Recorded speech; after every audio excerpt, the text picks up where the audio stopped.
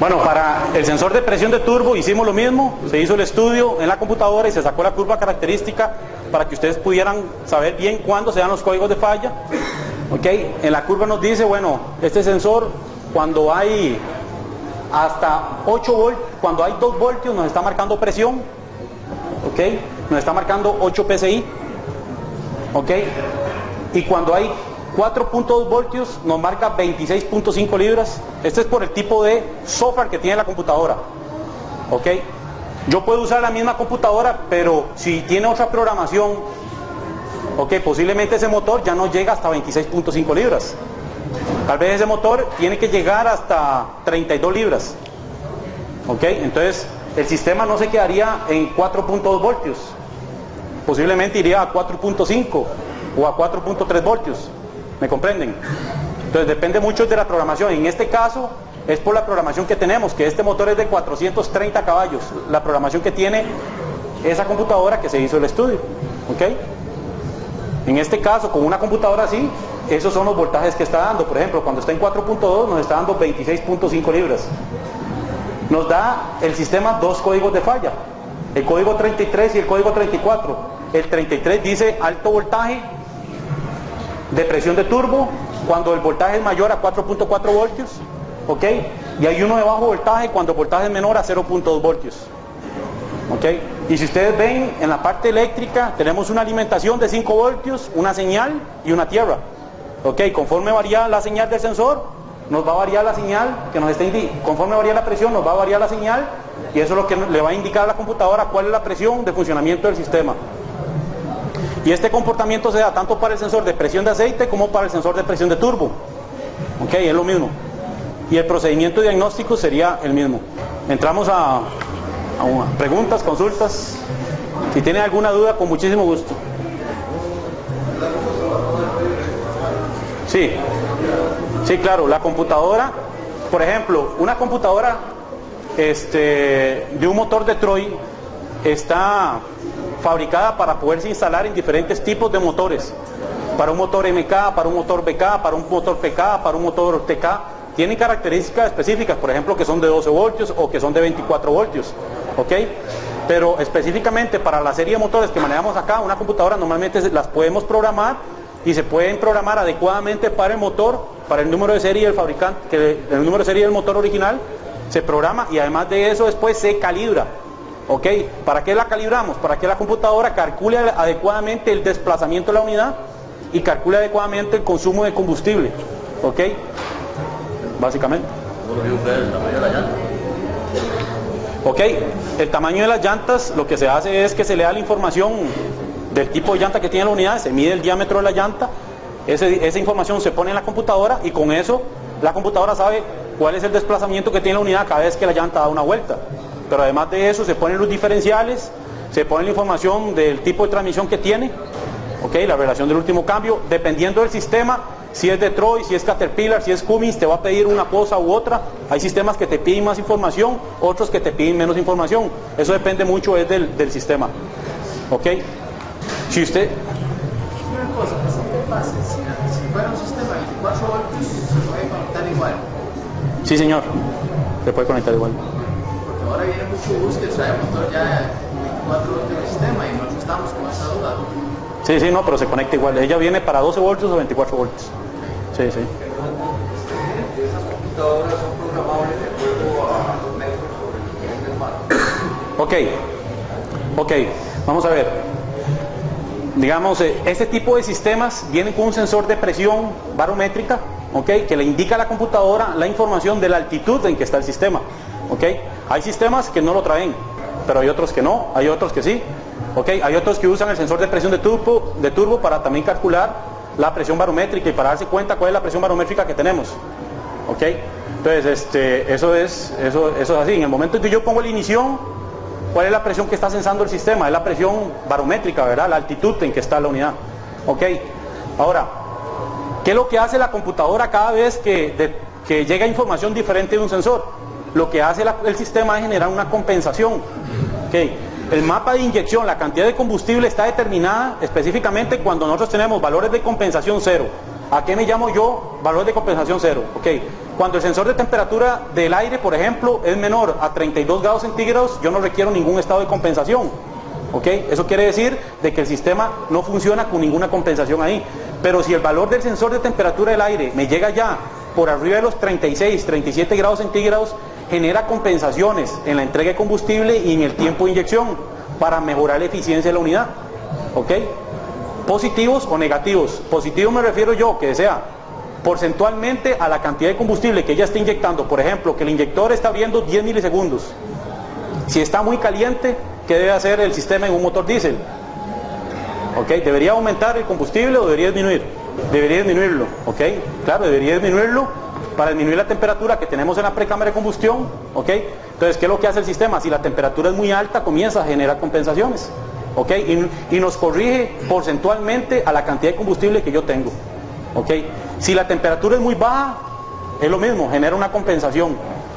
Con el sensor de temperatura de coolant es lo mismo, son compensaciones. Con el sensor de temperatura de combustible genera compensaciones. ¿Para qué? Para los cálculos de consumo de combustible, porque los requiero. ¿Ok? Y así específicamente, para que el motor funcione bien frío y que ande allá, que ustedes lo ven cuando salen del programa ahí en Canadá, en el Polo Norte ahí, los camiones funcionando, dando todo el caballaje, toda la potencia, él tiene que estar funcionando, el sistema tiene que estar funcionando adecuado a las condiciones de temperatura que tenemos ambientales, ¿verdad? ¿Ok? Y lo hacemos en base a compensaciones. Eso, así es como trabaja. Y así lo hacen todos los sistemas de inyección, motos, carros, diésel, gasolina, todo es igual. En este sistema no hay sensor de presión de combustible. Digamos, hay sensor de temperatura de combustible, pero en un sensor de presión, con las tablas que nosotros les dimos a ustedes pueden perfectamente saber, con respecto al voltaje, cuál es la presión de funcionamiento del sistema. ¿Okay? Ustedes vieron, si ponemos 1 voltio, cuál es la presión que tiene. Si ponemos 2 voltios, cuál es la presión que tiene. ¿Okay? Nosotros eso lo hacemos es porque muchas veces el fabricante da poca información. Entonces a nosotros nos llega cualquier carro, cualquier chunche, y vamos tomando la información y dejamos las tablitas porque eso nos sirve para cualquier cosa. Entonces eso siempre se hace. ¿Okay? ¿Alguna otra consulta? Sobre la línea J1939, ¿sí? ¿Cómo se diagnostica? Ok, bueno, ¿Qué maneja Dash? sí, digamos, la mejor forma de diagnosticar las líneas de comunicación es con una herramienta de diagnóstico. ¿Verdad? Es la mejor forma de diagnosticarlas. ¿Verdad? Eso es la mejor forma. Además de eso, vos en la línea podés ver perfectamente con un osciloscopio, puedes ver la señal de comunicación de la línea de comunicación. Si no ves datos es porque la computadora no te está controlando la línea J1939, pero para eso sí tenés que tener un osciloscopio o una herramienta de diagnóstico. ¿Cuál computadora la genera? ¿Cuál? ¿Cuál computadora genera esa señal? ¿Cuál computadora la genera? No, o sea, en realidad todas las computadoras están también, depende del sistema que sea, todas las computadoras están pegadas a la línea de diagnóstico J1939. ¿Ya? Y ella lo que hace es tomar información y enviar información dependiendo de lo que ocupe. ¿Ya? Eso depende mucho del sistema. ¿Ya? No, por ejemplo, para la línea J1587, igual, o una línea de CAN bus, o lo que usted quiera, que en sí todas las computadoras tienen un controlador. No es que tenemos como los vehículos, que tenemos, por ejemplo, un body computer que se encarga de controlar las líneas de comunicación. En este tipo de sistemas tenemos 2 líneas paralelas, y específicamente todas las computadoras se guindan paralelamente a la línea de comunicación, y ahí se envía toda la información. Ok, ¿de dónde nace? No, es que todas las computadoras generan el voltaje. O sea, si yo pongo, por ejemplo, yo agarro esta computadora y verifico las líneas de comunicación y veo la señal con el osciloscopio. Ok, si yo veo un panel de instrumentos, igualmente voy a ver la señal J1939. Si yo tengo un Mac, un dish, desconecto la computadora del motor, pruebo la cabina, ahí está la... Eso es diferente, en un Mac es diferente. ¿Ves? Sí. ¿Cómo se lo hago en un Mac? Sí, en este momento no sé en cuál, si es en la BQ, en la EQ, donde se está generando la J1939, ya habría que verlo. Pero con solo desconectarlo vos lo puedes verificar en un sistema que esté funcionando bien, ¿verdad? A dónde está dando la señal, si lo da en la computadora de control de carrocería o en la computadora de control de motor, ¿verdad? En el Mac se controla, en Windows controla el dash también. Sí, exactamente, lo controla el dash. Pero si vos pones el dash y lo ves, siempre vas a ver la señal también. O sea, eso siempre lo vas a ver. Sí, realmente hay muchas herramientas de diagnóstico en el mercado. Hay herramientas en este tipo de sistemas que vos lo pegás, y si querés probar el panel de instrumentos, conectar la herramienta de diagnóstico y mover las agujas de diagnóstico. ¿Ok? solamente para verificar que la comunicación CAN-bus está bien, puedes ir a diagnosticar y mover las agujas de diagnóstico para verificar que el panel está trabajando bien. ¿Ya? En muchos tipos de carrocería lo puedes hacer. Ya depende mucho del sistema. Hay otros sistemas en Detroit que tienen otros sensores, ¿verdad? Por ejemplo, los motores DDEC 5 ya vienen con otro tipo de sensores, que son sensores de temperatura de EGR, ¿ok? Sensor de temperatura EGR. Tenemos un sensor también, el sistema EGR que trae Detroit, trae un enfriador de gases, ¿ok? Y tenemos un sensor de presión que está detectando el flujo de los gases y diagnosticando ese enfriador, que los gases estén pasando adecuadamente. Tenemos un sensor de presión ahí, ¿ok? Eso también para que ustedes lo conozcan, ¿ok? Este tipo de aplicaciones de sistemas, este tipo de computadora lo usamos también en motores marítimos, ¿ok? Motores marítimos, ¿verdad? Otros tipos de sensores en estos sistemas que se usan muy frecuentemente para diagnóstico, les ponemos turbo, a los turbos, unos sensores de velocidad, ¿ok? Entonces podemos diagnosticar las revoluciones de funcionamiento de los turbos para poder diagnosticar si la propela está dañada, si la frecuencia de funcionamiento del turbo es la más adecuada, si el giro del turbo está bien, ¿ok? Entonces si uno ya conoce el sistema, uno puede diagnosticar que dependiendo de la frecuencia de funcionamiento del sistema y el estado de carga, tenemos que tener tanta presión de turbo y así específicamente. Entonces, por ejemplo, en motores DDEC 5 eso se da, ¿ok? Y es bastante frecuente. Ok, bueno, este tipo de sistemas también actualmente también están presentando muchos problemas con respecto a la calidad del diésel que tenemos nosotros acá. Básicamente estos sistemas se usan para niveles bajos de azufre específicamente, ok, igual que en los vehículos gasolina, en los vehículos diésel livianos, en los camiones también tenemos problemitas con eso, porque tienen un programa de mantenimiento bastante elevado para estar limpiando todo el sistema de flujo de gases del sistema EGR para que no nos esté dando tantos códigos de falla. Y este tipo de sistemas, al tener turbos de geometría variable, ¿ok? Cuando generan códigos de falla en EGR, lo bonito es que el sistema, para protegernos, limita la potencia de presión de turbo, entonces la unidad comienza a presentar problemas de rendimiento, ¿ok? Y se generan bastantes daños. Eso para que lo sepan. ¿Alguna consulta? ¿Por eso que eliminan las EGR en los motores? Sí, en esos sistemas, digamos, por ejemplo nosotros en Autocon hemos estado trabajando en vehículos, el motor 6.4 de Ford, el motor Navistar, y se está eliminando el sistema EGR. En Dodge 6.7 se elimina el sistema EGR. Viene exactamente, y además de eso viene con un filtro de partículas completo y el sistema se elimina, ¿ok? Y en Detroit específicamente eliminamos completamente el sistema EGR, entonces ya la unidad no te da problemas y queda funcionando con el mismo turbo de geometría variable, queda entregando la misma cantidad de combustible, el sistema queda funcionando convencional normalmente, sin códigos de falla. Entonces ya el sistema requiere menos mantenimiento, ¿ok?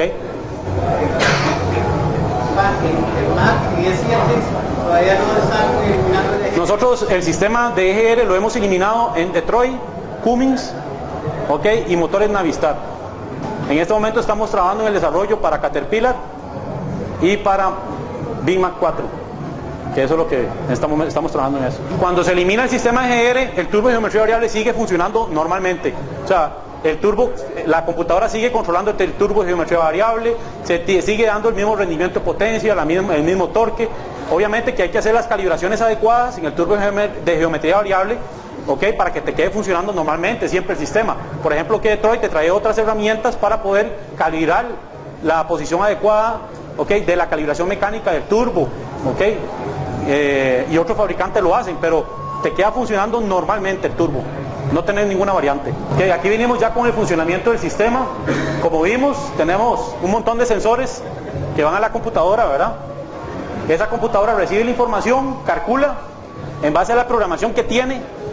¿En base a qué programación? La cantidad de caballaje, la cantidad de las condiciones que ella esté, hace las compensaciones adecuadas y nos controla los inyectores, nos controla las válvulas solenoides, que son frenos de motor, lo que el sistema requiera.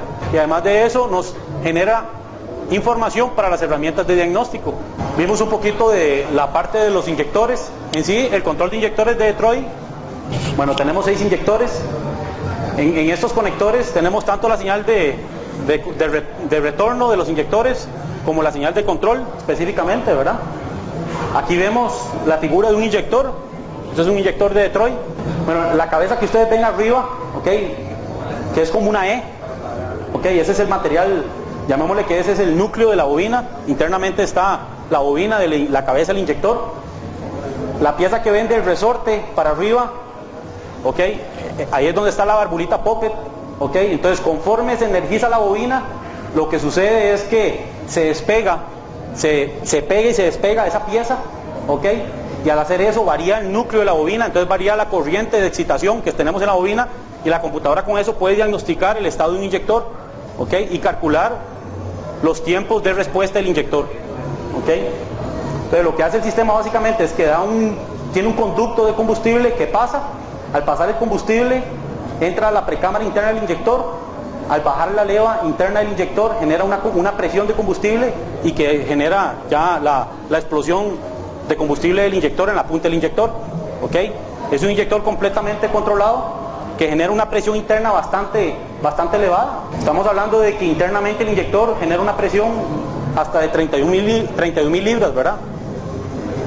Que es bastante elevada. Ahora, ¿qué es importante aquí? El tipo de inyector que estemos usando tiene que ser para el número de serie del modelo del inyector y el modelo del motor. La computadora internamente tiene una calibración, ¿ok? Y esa calibración tiene que estar programada en la computadora, ¿ok? Esa calibración tiene que estar programada en la computadora. Esa es la señal de inyección, si la vemos con un osciloscopio. Aquí tenemos una variante en el tiempo de respuesta de inyección. Aquí se ve donde se amplía el pulso de inyección. ¿Ok? Entonces, con respecto a un estado de un cambio de carga del motor, se abre el inyector, ustedes lo están viendo, la señal de arriba es en un estado, la señal de abajo es otro, donde se abre el pulso de inyección.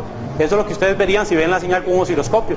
Cada inyector tiene 4 dígitos. Esos 4 dígitos son el número de parte del inyector, el número de serie del inyector, ¿ok? Tenemos 2 dígitos que están al lado derecho. Esos dígitos que están al lado derecho son los números de calibración. Entonces, ¿qué es lo que determina la calibración? La calibración es una desviación, básicamente. En Detroit, la calibración es del número prácticamente de 1 a 99, ¿ok? ¿Ok? El valor 50 es desviación 0. Cuando el fabricante llega y fabrica las puntas de estos inyectores, son hechas con láser, pero aún así hay condiciones de desviación. Entonces, cuando prueban los inyectores, puede ser que un inyector quedó diendo 10, pero el otro quedó diendo 10.1. Entonces tiene una desviación positiva de un 10%, por ejemplo. De un 1%. ¿Ok? ¿Ok? Entonces eso quiere decir de que si el valor de calibración es 50, es 0, entonces nos va a dar un valor adicional, puede ser 55 o 60, dependiendo del porcentaje de desviación. ¿Me comprenden? ¿Ok? Eso va a determinar la desviación y eso es prácticamente lineal. ¿Ok? Eso es muy importante. En la computadora esos valores tienen que estar programados. La computadora tiene espacios para el cilindro 1, la calibración del inyector es tal, nos fijamos y ponemos el valor que está ahí. Ahora, ¿qué pasa cuando esos inyectores son mal reconstruidos? O los cambian. No, o los desarman y le ponen de todo y arman uno. ¿Ok? Que los valores de desviación varían. ¿Ok? ¿Qué genera un valor de desviación si varía? ¿Ok? Varían los tiempos de respuesta del inyector. En algunos sistemas, por ejemplo un motor DiDEC 5, si ustedes hacen eso, con solo que el motor esté mal calibrado, con solo que la programación esté mal en este sistema, le genera humo blanco, pérdida de potencia, te borbollea el humo donde sale por la mufla, depende de qué tan desviado esté, ¿verdad? Porque es un sistema muy preciso. En un motor DiDEC 3 y DiDEC 4, el motor puede tender a perderte potencia, puede tender a generar una inestabilidad, dependiendo mucho de la condición mecánica como esté. Pero ya en motores muy modernos es sumamente serio eso. ¿Ok? Entonces nada más, internamente en el software de diagnóstico hay unos valores donde se programan los números, ¿ok?, para cada cilindro y ya. Eso es básicamente lo que se hace. La computadora tiene un procedimiento de diagnóstico para determinar el estado de funcionamiento de cada inyector. ¿Ok? Y hay un valor, un rango específico de funcionamiento donde dependiendo del sistema ya se sabe si es tal valor el inyector está fuera del rango o está dentro del rango. Creo que normalmente es 1.2, ¿ok? Entonces, si está por abajo de 1.2, el inyector está con un tiempo de respuesta muy lerdo. ¿Qué es el tiempo de respuesta que mide la computadora? El tiempo de respuesta que mide la computadora es, en el momento, ustedes ven aquí la señal, si seguimos la señal, lástima que no hay un puntero, pero si seguimos la señal, la primera fase es la fase de energización de la bobina. Y la siguiente fase es la fase donde ya varió la corriente en el inducido de la bobina, porque el émbolo subió y pegó. ¿Ok? El núcleo interno de la bobina varió, y eso hizo que variara la corriente inducida de la bobina, nos genera eso. ¿Ok? Ese tiempo de respuesta es el que la computadora está calculando específicamente y el que nos está dando una prueba. O sea, él está diagnosticando cuál es el tiempo desde que disparó la señal hasta que el inyector respondió y levantó la válvula Poppet. Ese es el tiempo de respuesta que determina la computadora. Por ejemplo, si yo pongo solamente la bobina y la bobina no tiene la válvula Poppet abajo, la cabeza, entonces te da un tiempo de respuesta muy alto. ¿Ya? ¿Por qué? Porque no tiene la válvula y no está pegando con el material. Si vos pegas el material, ya te da un tiempo de respuesta, porque ya el material varió, el núcleo magnético varió, ¿ok? El campo magnético interno de la cabeza de bobina varió, porque ya hay una pieza que quedó pegando ahí en el núcleo, vean de esa forma, para no enredarnos mucho, y eso fue lo que varió el tiempo de respuesta de la bobina. Y eso nos determina el estado del inyector, ¿ok? Con eso uno puede diagnosticar el estado del inyector. Eso es una prueba bastante buena. Si en algún momento se tendiera a cambiar el inyector y el número de desviación es diferente, ¿eso qué es? Entonces usted nada más usa la herramienta de diagnóstico, entra y varía la calibración. Si era 60 y ahora es 40, pone 40. Ahí el problema es, por ejemplo, si mandamos estos inyectores a reconstruir. Entonces llegan a reconstruirlos a un lugar, pero resulta que ellos no te cambian a vos, te cambiaron las puntas, hicieron una reparación, pero la desviación no cambió. Qué raro, ¿verdad? O sea, si fuese un equipo de fábrica el que te está reconstruyendo el inyector, entonces debería de cambiar la desviación del inyector, porque la misma máquina te calcula la desviación.